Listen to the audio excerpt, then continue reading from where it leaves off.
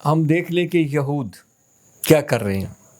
وہ چاہتے ہیں کہ دنیا پر ڈیوڈ اسٹار کی حکومت ہو، دنیا پہ خیر کی حکومت ہو، دنیا پہ خدا کا نظام غالب آئے.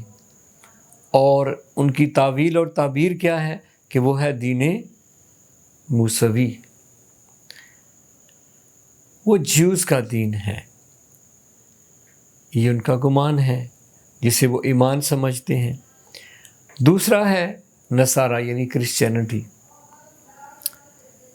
وہ کیا کہتے ہیں کہ حضرت مسیح علیہ السلام تشریف لائیں گے اور پوری دنیا پہ خیر کا غلبہ ہوگا. اس طرح سے ہمارے ہمسائے ہندوستان میں وہ بھی ایک نجات دہندہ کا انتظار کر رہے ہیں، ان سے پار چلے جائیں. یہ بدھ مت وہ بھی انتظار کر رہے ہیں.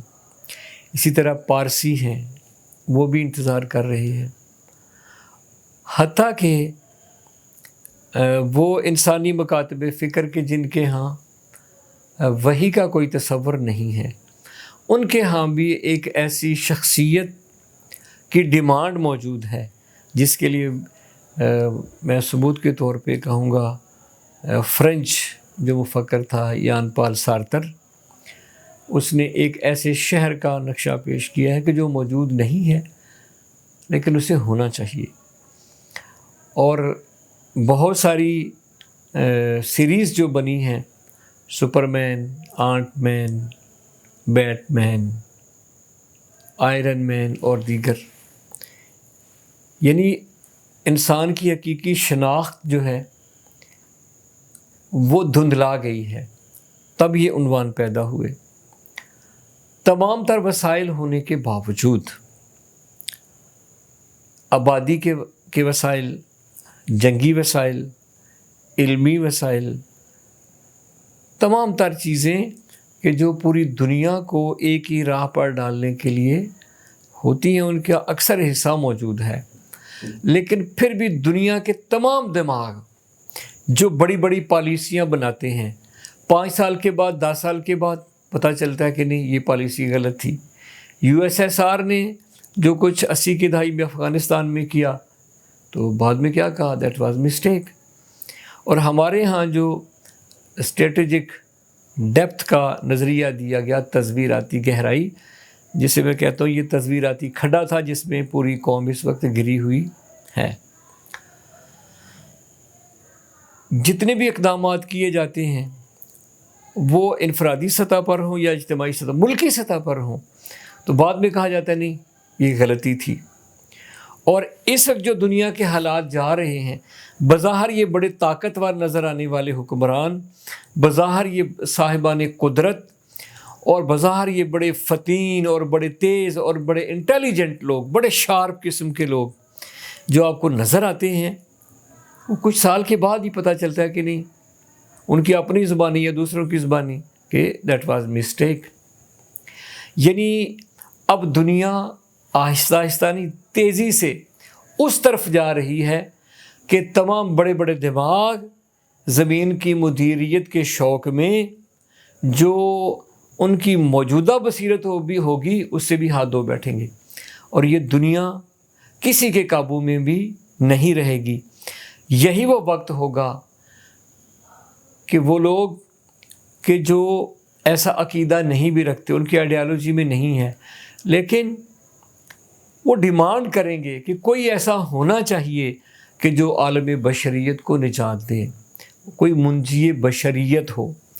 اور یہ انسان کے لاشعور میں چیز پروردگار عالم نے انسٹال کر دی ہے کہ اقوام کے نجات دہندہ کوئی بڑے بڑے گروہ نہیں ہوتے، وہ ایک فرد یا کچھ افراد ہی ہوتے ہیں.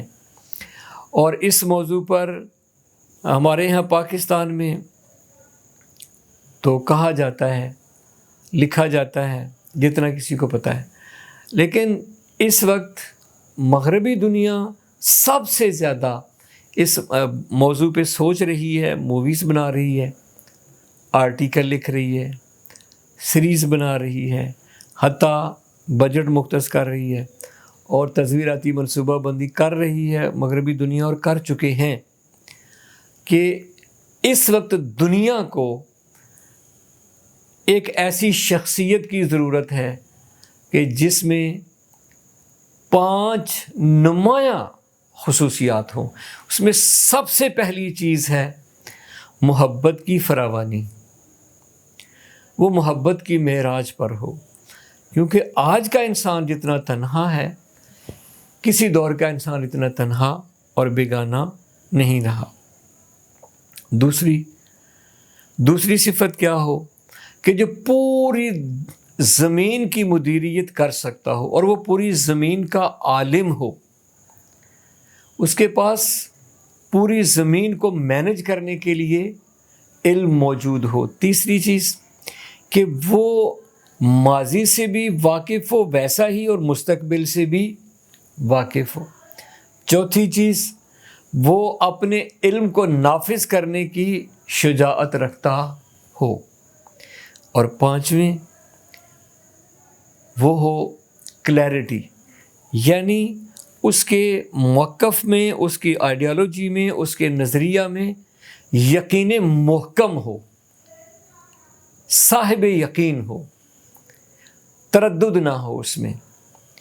اور جتنے بھی لوگ جو اس موضوع سے شناسا ہیں، وہ بھی جو موضوع سے شناسا نہیں بھی، وہ ایک آنے والے کے انتظار میں ہیں، وہ شعوری طور پر ہو یا لاشعوری طور پر، اور یہ دن آئے گا۔ سارتر کے یان ایولا کا خواب پورا ہوگا اور اسلام کی جنت ارضی کا خواب انشاءاللہ ضرور پورا ہوگا۔